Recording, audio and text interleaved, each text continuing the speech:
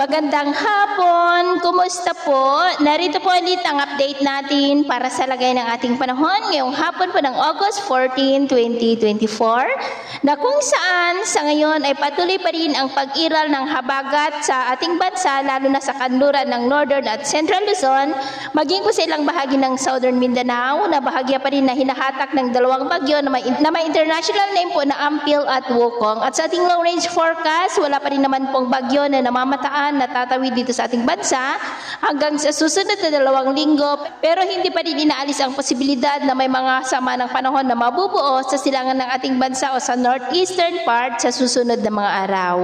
At sa lagay po ng ating panahon ngayong hapon ay maulap ang kalangitan with isolated rain sa ilang bahagi ng Ilocos Region, Cordillera, ilang bahagi ng Cagayan Valley, Tarlac, Pampanga, Nueva Ecija, Bulacan, Laguna, ilang bahagi ng Quezon, Camarines Norte, Catanduanes, Panay Island, Negros, Cebu, Bohol, ilang bahagi ng Leyte, Eastern Samar, Dipolog, Molave, Misamis Occidental, Northern Mindanao, ilang bahagi ng Caraga, Sorsogon at Davao, na posibleng magtuloy-tuloy ang mga isolated rain sa ilang bahagi ng ating bansa hanggang mamayang gabi, kaya mag-ingat pa rin po tayo dahil posible pa rin ang mga banta po ng mga pagbaha at pagguho ng lupa.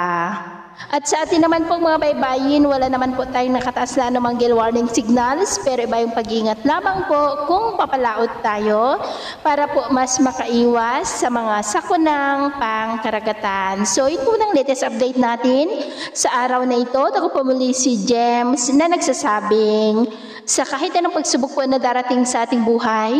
huwag na huwag po tayong mawawalan ng pag-asa. Thank you and God bless!